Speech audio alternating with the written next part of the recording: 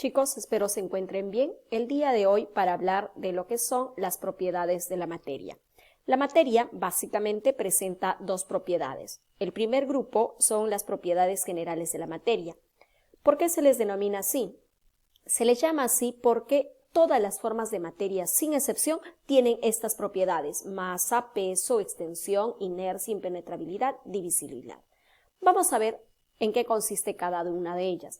Te hago recordar que la masa es la cantidad de materia que tiene un cuerpo y esa cantidad de materia se mide con este instrumento que se llama balanza, ¿no? ¿Y qué es el peso? Te hago recordar que masa y peso son diferentes. El peso tenía una fórmula física que es igual a la masa por la gravedad. Además, el peso se mide con este instrumento que se llama dinamómetro o comúnmente llamado romana. La extensión, o simplemente llamado volumen, se mide con este instrumento que se llama probeta. Es un instrumento de laboratorio. El volumen o la extensión es la cantidad de espacio que ocupa un cuerpo. Otra propiedad es la inercia. La inercia es propio de aquellos cuerpos que se encuentran en estado de reposo o que tienen movimiento rectilíneo uniforme. Indica de que permanecerán así mientras no exista una fuerza externa que lo modifique. Por ejemplo, si digamos yo estoy parada quietecita, estoy en estado de reposo, yo permanezco así hasta el momento que yo lo desee. Pero si digamos viene una persona corriendo en el sentido contrario, choca conmigo, en ese momento me va a hacer perder mi estado de inercia y me va posiblemente a golpear y entrar en movimiento. De la misma manera, mire este ejemplo. Este payasito que estaba yendo en su patín, estaba yendo en línea recta, con movimiento constante. De pronto chocó con esta piedra y al chocar perdió su inercia, se desequilibró y voló, ¿no? Esa es la propiedad de inercia. Hay otra propiedad, la propiedad de la impenetrabilidad. Indica que un mismo espacio no puede ser ocupado por dos cuerpos a la vez. Por ejemplo, el espacio vacío de este vaso ya está ocupado por el agua, pero si de pronto soltamos una piedra, como te muestra la imagen, el agua que estaba dentro del vaso va a rebalsar. ¿Por qué razón?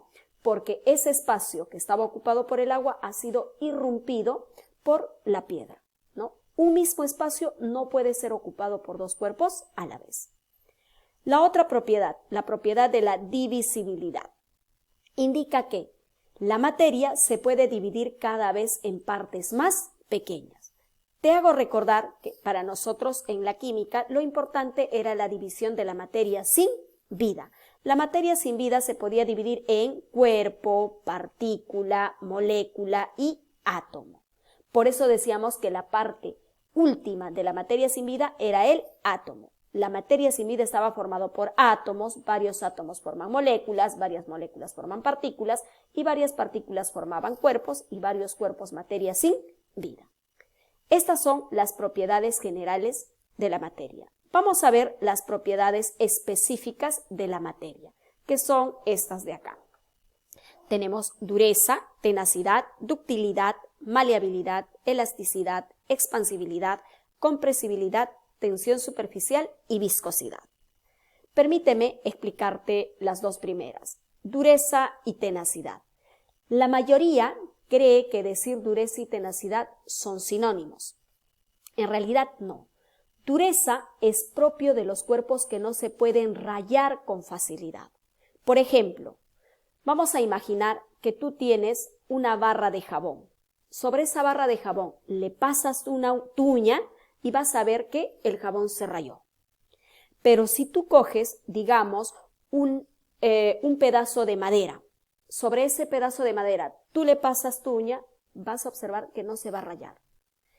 Entonces, yo podría decir que el trozo de madera o el pedazo de madera es más duro que la barra de jabón. Eso es dureza, un cuerpo que no se puede rayar con facilidad. ¿Y qué cosa es tenacidad? Tenacidad también es propio de los cuerpos sólidos, pero que no se pueden romper con facilidad, como observas en la imagen. No se puede romper con facilidad, ¿no? Entonces, repito, dureza es cuando no se puede rayar con facilidad. Tenacidad cuando no se puede romper con facilidad. La mayoría de los cuerpos sólidos tienen las dos propiedades. Por ejemplo, el diamante es duro porque no se puede rayar. Tiene tenacidad porque no se puede romper con facilidad, ¿no?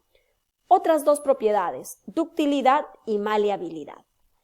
Tanto la ductilidad como la maleabilidad son propios de cuerpos sólidos, pero sólidos metálicos. Por ejemplo, el cobre, el oro, la plata, el aluminio, etcétera, etcétera. Sólidos metálicos. La ductilidad es propio de aquellos cuerpos sólidos metálicos que pueden formar hilos, como en este caso, alambres, ¿no? Por ejemplo, si tú vas a percatarte dentro de los cables eléctricos, en su interior vas a encontrar hilos o hilillos de este tipo de cobre. Eso es ductilidad. Y la maleabilidad también es propio de los cuerpos sólidos, pero que en este caso forman planchas. Por ejemplo, mira esta imagen. Planchas o láminas. En este caso es una plancha o lámina de calamina, ¿no? Repito, ductilidad, sólidos metálicos que forman hilos. Maleabilidad, sólidos metálicos que forman láminas o planchas. Otra propiedad que tenemos acá es la elasticidad. La elasticidad es propio de aquellos cuerpos que pueden estirarse con facilidad. Como por ejemplo, en este caso, mira y observa que tengo acá un resorte, cuya posición inicial era así. Y luego voy estirando, ¿no? Y después del efecto puede volver a su estado original. Esa es la elasticidad, propio de los cuerpos que pueden estirarse y luego del efecto volver a su estado original. Otro ejemplo, además del resorte, podría ser el elástico, la liga, etc. Otras dos propiedades, la expansibilidad y la compresibilidad. Ambas propiedades, tanto expansibilidad como compresibilidad, son propios de los cuerpos líquidos y gaseosos, solamente de cuerpos líquidos y gaseosos. Por ejemplo, en este caso, esta imagen explica lo que es la compresibilidad. ¿Qué es la compresibilidad? Comprimir, ¿qué significa? Reducir, ¿no? Cuando yo puedo reducir el volumen o el espacio que ocupa un cuerpo, ¿no? Por ejemplo, en este caso hay una fuerza que está comprimiendo, que está presionando para que se reduzca el volumen de el contenido que tiene este contenedor acá. Por ejemplo, puede ser un líquido o un gas. En cambio, la expansibilidad es lo contrario de la compresibilidad. La expansibilidad quiere decir cuando aumenta sus dimensiones. Por ejemplo, acá, por mucho que haya una fuerza externa que esté tratando de comprimir, estas moléculas se expanden. Repito, compresibilidad es cuando se reduce y expansibilidad es cuando aumenta. Profesora, otro ejemplo de expansibilidad, por ejemplo, en el caso del globo, cuando nosotros soplamos un globo, este se llena de aire y a medida que se va llenando de aire, este va aumentando su tamaño, se va expandiendo, va creciendo. O lo mismo en caso de los cuerpos líquidos. Tenemos, por ejemplo, cuando vamos a imaginar que vamos a poner a hervir leche a la mitad de la olla, ¿no? A la mitad de la olla. Cuando este empieza a hervir, ¿qué va a pasar? Va a empezar a aumentar su volumen, ¿no? Va a empezar a expandirse. Esa es la diferencia entre expansibilidad y compresibilidad. Vamos con las dos últimas propiedades, tensión superficial y viscosidad. La tensión superficial y la viscosidad son propios o propiedades netas de lo que vienen a ser líquidos. Solo se encuentran presentes en los cuerpos líquidos. La tensión superficial y la viscosidad. Primero, te muestro la viscosidad.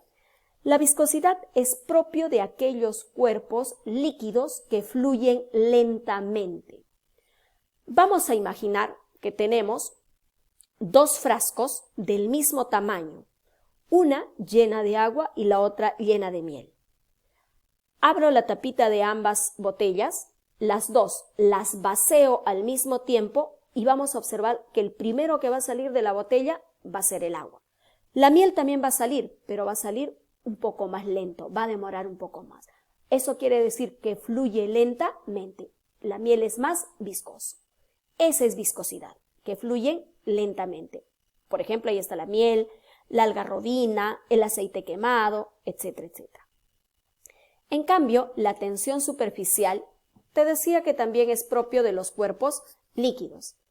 La tensión superficial es una capita transparente, como estás observando en la gráfica, una capita transparente que se forma sobre los cuerpos líquidos que se encuentran en estado de reposo. Por ejemplo, las lagunas, ¿no? O el agua que se encuentra en las lagunas está en estado de reposo. No está en movimiento, o las aguas que se encuentran en un charco, o puede ser en un balde, etc., ¿no?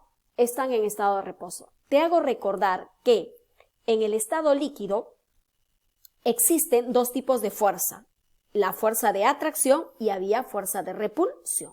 Entonces, cuando el agua está en estado de reposo, las fuerzas de atracción hacen que los átomos se junten y por esa razón, ¿no?, se forma esta capita transparente que se llama tensión superficial. Esta tensión superficial puede inclusive soportar el peso de algunos insectos, como observas en la imagen, ¿no? El peso de un mosquito, de una libélula, de una mariposita, etcétera, etcétera.